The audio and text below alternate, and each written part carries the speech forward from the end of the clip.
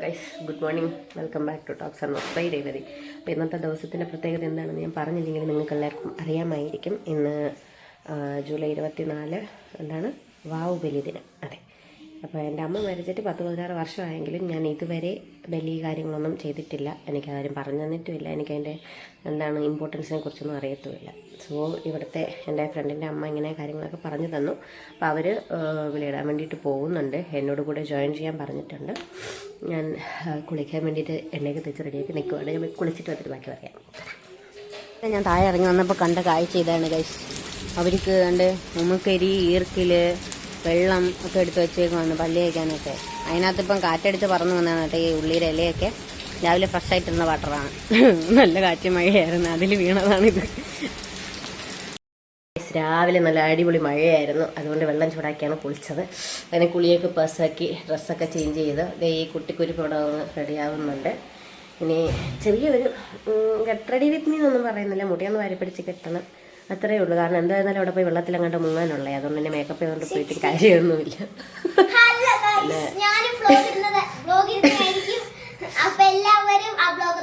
ഞാൻ കുളിച്ചിട്ട് വന്നപ്പോഴേ പറഞ്ഞു, ചേച്ചി നമുക്കിന്ന് ഫ്ലോഗ് എടുക്കണമെന്ന്. ഇപ്പം ഞാൻ ചോദിച്ചു എന്താടി ഫ്ലോഗ്?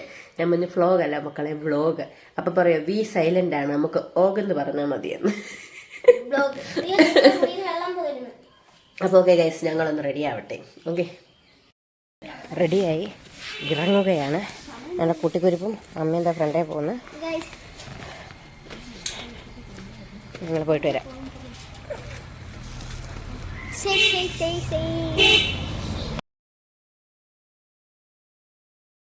ഞങ്ങൾ വീട്ടിൽ നിന്ന് ഇറങ്ങി നടന്ന് ഇവിടെ പെരുമ്പുഴ എത്തി. പെരുമ്പുഴ ജംഗ്ഷനിലെത്തിയിട്ട് കൊട്ടിയം പോകാനുള്ള ബസ് വെയിറ്റ് ചെയ്ത് നിൽക്കുവാണ് ഞാനും ജലനിയും. അമ്മ അത് അപ്പുറത്തോട്ട് നിൽപ്പുണ്ട്.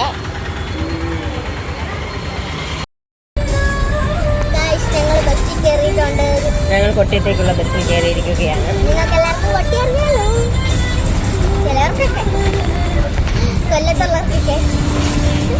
ഇവിടെ നാശം കട്ട് ചെയ്ത് കളയണം. ഞങ്ങളങ്ങനെ കൊട്ടിയത്തെത്തി. ഈ ബസ് സ്റ്റാൻഡിനകത്ത് മൊത്തം ഭയങ്കര യൂറിൻ്റെ നാറ്റമാണ്. ഇത്രയ്ക്ക് ഇവിടെ ആരാണോ ഒന്ന് എടുക്കുന്ന അറിയാൻ വയ്യ. പിന്നെ അടുത്തിന് വർക്കലൊക്കെയാണ് ഒന്ന് പോകണ്ടേ. അപ്പുറത്തെ ബസ് സ്റ്റോപ്പിലോട്ട് യാത്രയാവുകയാണ്. ഞങ്ങൾ Varkala Sivagiri super fast passenger ബസ്സിൽ കയറി സൈഡ് സീറ്റൊക്കെ പിടിച്ച് ഇരിക്കുകയാണ്. ഏതുവരെ ഇതിൻ്റെ വീഡിയോ എടുക്കാൻ പറ്റുമെന്ന് എനിക്കറിയത്തില്ല. പറ്റുന്നവരെ ഞാൻ വീഡിയോ എടുത്ത് അപ്ലോഡ് ചെയ്യുന്നതായിരിക്കും. പ്രതികൂലമാണെന്നാണ് വിചാരിക്കുന്നത്. ഇപ്പോൾ കണ്ടുകൊണ്ടിരിക്കുന്നത് അതിശക്തമായ മഴ പെയ്തുകൊണ്ടിരിക്കുകയാണ്. പേമാരി ആകാശമൊക്കെ ഇരുണ്ട് കൂടി ഒരുമാതിരി വൈകുന്നേരം ഒരു 6 മണിയൊക്കെ ആയ പ്രതീതിയിലിരിക്കുകയാണ്. ഇങ്ങനെ പോയാൽ ഇന്ന് പനി കൺഫേം. ഒന്നാമതേ എനിക്ക് കുറേ ദിവസമായിട്ട് തുമ്മലും ചീറ്റലും ഒക്കെയാണ്. എന്തായി തീരുമല്ലോ. പ്രതികൂലമായ കാലാവസ്ഥയും ജനത്തിരക്കും കാരണമാണെന്ന് തോന്നുന്നു. വണ്ടികളൊക്കെ ഫുള്ള് ബ്ലോക്കായിട്ട് കിടക്കുമായിരുന്നു. ഇതേ വരിവരിയായിട്ട് നിരത്തി ഇട്ടേക്കോ വണ്ടി. കുറേ നേരം ഞങ്ങൾ വണ്ടിക്കകത്ത് വെയിറ്റ് ചെയ്തു.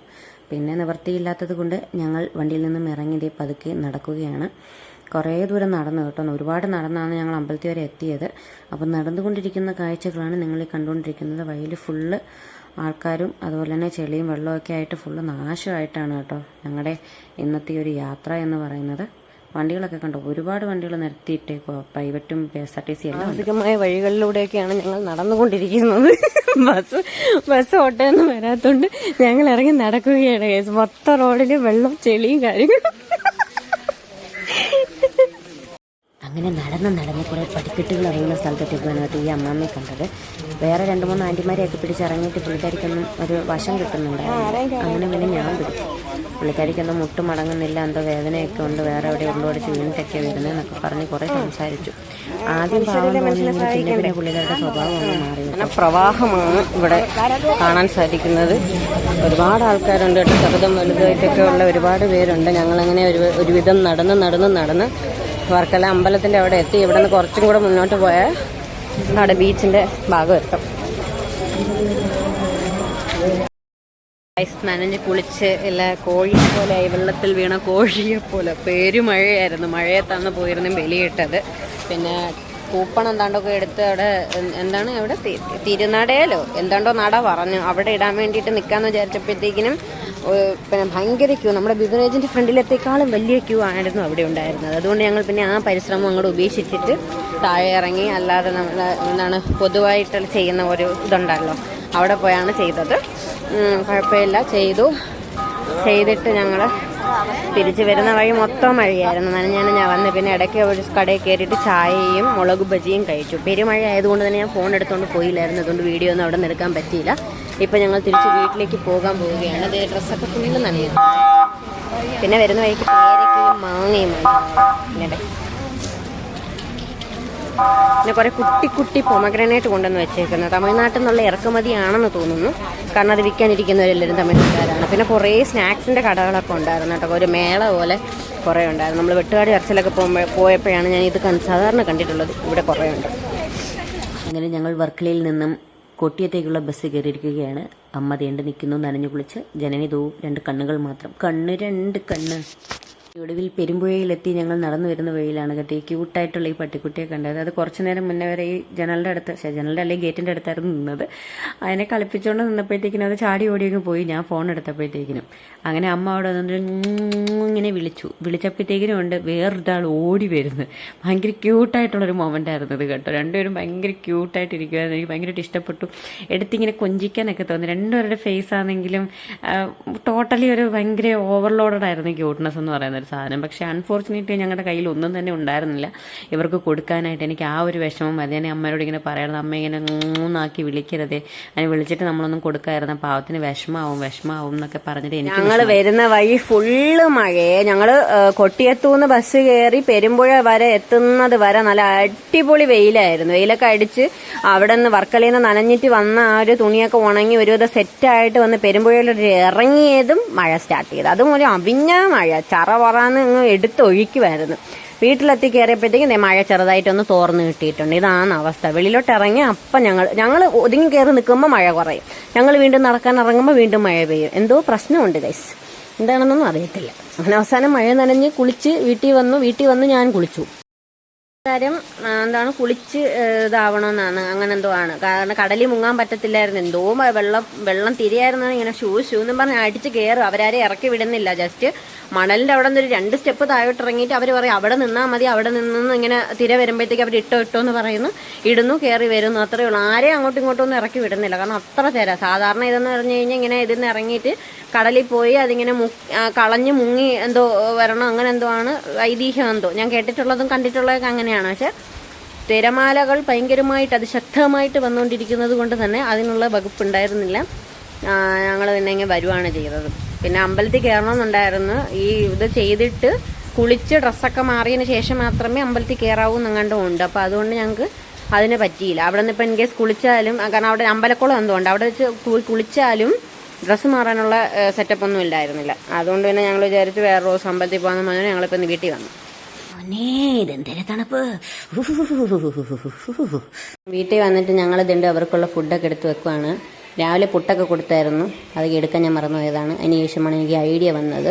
ഇതൊക്കെ ഞാൻ ഫസ്റ്റ് ടൈമാണ് കാണുന്നത് കേട്ടോ. അല്ലാതെ മറ്റേ ഇയർലി അവർ മരിച്ച ദിവസം തന്നെ നമ്മൾ മറ്റേ എന്തോ സ്പെഷ്യലായിട്ട് എന്തെങ്കിലുമൊക്കെ വീട്ടിലുണ്ടാക്കിയൊക്കെ വെക്കുന്ന അങ്ങനത്തെ കണ്ടിട്ടുണ്ട്. പിന്നെ അല്ലാതെ നമ്മുടെ വീട്ടിൽ എന്തെങ്കിലും ചിക്കനോ പായസമോ അങ്ങനെ എന്തെങ്കിലും നോർമൽ ഡേയ്സിൽ വെക്കാത്ത എന്തെങ്കിലും സ്പെഷ്യലായിട്ട് വെക്കുവാണെങ്കിൽ ഇങ്ങനെ എടുത്ത് അവരുടെ ഫോട്ടോയൊക്കെ ഉണ്ടെങ്കിൽ അതിൻ്റെ ഫ്രണ്ടിലൊക്കെ കൊണ്ട് വെക്കുന്ന അങ്ങനത്തെയൊക്കെ സിസ്റ്റം ഞാൻ കണ്ടിട്ടുണ്ട്. പക്ഷേ ഈ വക ഇതൊക്കെ ഞാൻ ആദ്യമായിട്ടാണ് കാണുന്നത്, ഈ ഇങ്ങനത്തെയൊക്കെ സെറ്റപ്പൊക്കെ.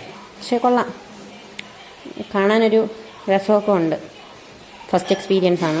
അമ്മ ഉള്ളത് കൊണ്ട്, അതായത് അതെ ഈ അമ്മയുടെ അറിവുകളുടെ പഴമ ഞാൻ അറിയുകയാണ് ഗൈസ്. അങ്ങനെ പിതൃക്കൾക്കൊക്കെ കൊടുത്തതിന് ശേഷം ഞങ്ങൾ ആഹാരം കഴിക്കാൻ വേണ്ടിയിട്ടിരുന്നു. എല്ലാം കൂടെ കൂട്ടി ഒരു പിടി അങ്ങോട്ട് പിടിച്ചു. കാരണം വിശന്ന് പ്രാന്തെടുത്താണ് വന്നത്. രാവിലെ പുട്ട് കഴിച്ചിട്ട് പോയൊക്കെ ദഹിച്ചു. നടന്ന് മഴയൊക്കെ നനഞ്ഞ് കുളിച്ചപ്പോഴത്തേക്കിനും അതെല്ലാം ദഹിച്ചു.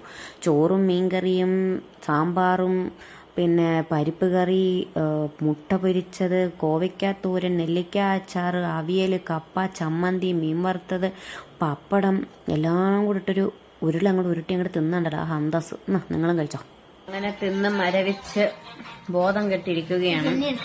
പിന്നെ തിന്നതിന്റെ ഒരു ക്ഷീണം മാറ്റാൻ വേണ്ടിയിട്ട് ഒരു പേട പാപ്പ ഓർഡർ ചെയ്ത് തന്നത്. നോക്കുമ്പച്ചൻ ഇങ്ങനെ ഇരിക്കുകയാണ് ഉണഞ്ഞതാണ്. ഈ ക്ഷീണം മാറ്റാൻ വേണ്ടിയിട്ട് ഒരു മൂവി കാണാമെന്ന് വിചാരിക്കുന്നു. ഏതാണ്ടൊക്കെ ഡൗൺലോഡ് ചെയ്ത് വെച്ചിട്ടുണ്ട്, ഏതെങ്കിലും ഒന്ന് കാണണം. ഇന്നത്തെ ദിവസം അതിമനോഹരമായിട്ട് കടന്നു പൊയ്ക്കൊണ്ടിരിക്കുന്നു. ഇപ്പോൾ സമയം 4 മണി കഴിഞ്ഞ് അരമണിക്കൂർ പിന്നിട്ടിരിക്കുന്നു. അങ്ങനെ ഇന്നത്തെ ദിവസം ഇവിടെ തീരുകയാണ് ഗൈസ്. ഞങ്ങൾ വൈകിട്ടൊരു 6-7 മണിയൊക്കെ ആയപ്പോൾ ഒരു ചായയും കൂടെ കുടിച്ചു. പിന്നെ അവിടെ നിന്ന് വാങ്ങിച്ചുകൊണ്ട് വന്ന കോളിഫ്ലവർ ഉണ്ടായിരുന്നു, കോളിഫ്ലവർ ഫ്രൈ ചെയ്തത്. അതപ്പോൾ ചൂടോടെ കഴിക്കാനാണ് അടിപൊളിയായിരുന്നു. ഇനിയിപ്പോൾ തണുത്തിട്ട് 1 മണിക്ക് കൊഴയായിരിക്കുന്നൊരു വകയ്ക്ക് കൊള്ളത്തില്ല. എന്നാലും നുള്ളിപ്പറക്കൊക്കെ തിന്ന് കാശ് കൊടുത്ത് വാങ്ങിച്ച് 50 രൂപയാണ് ഒരു 4-5 പീസ് എടുത്ത് വെച്ചിട്ട്. 50 രൂപ. ഒരു കോളിഫ്ലവർ കട അങ്ങനെ ഇട്ടാൽ മതിയായിരുന്നു. കോളിഫ്ലവർ ഫ്രൈ കട, ലിമിറ്റഡ് എഡിഷൻ കോളിഫ്ലവർ ഫ്രൈ കട. എങ്ങനെ ഇരിക്കും? അടിപൊളിയായിരിക്കും അല്ലേ? കീച്ചപ്പ് എന്തെങ്കിലുമൊക്കെ ആയിക്കോട്ടെ. ഇന്നത്തെ വിശേഷങ്ങൾ അതൊക്കെ ഉള്ളായിരുന്നു. കഴിഞ്ഞു. അടുത്ത വെറുപ്പിക്കലുമായിട്ടൊക്കെ ഞാനും ജനനിയും കൂടെ വരുന്നതായിരിക്കും. അതുവരേക്കും signing off from talks on walks by Revathi and cute girl Janani. അവൾക്ക് ഒരാഗ്രഹമുണ്ട്, നിങ്ങളൊക്കെ അവളുടെ ചാനലൊന്ന് കയറി കാണണം, സബ്സ്ക്രൈബ് ചെയ്യണം എന്നൊക്കെ. ഓക്കെ, അപ്പം നിങ്ങളെ കൊണ്ട് പറ്റുന്നവർ ഒക്കെ ഒന്ന് സഹായിക്കുക, സഹകരിക്കുക, സപ്പോർട്ട് ചെയ്യുക. അവിടെ ഇരിക്കുന്നുണ്ട്, അവൾ കേൾക്കാൻ വേണ്ടിയിട്ടാണ് ഞാൻ ഇതൊക്കെ പറയുന്നത്.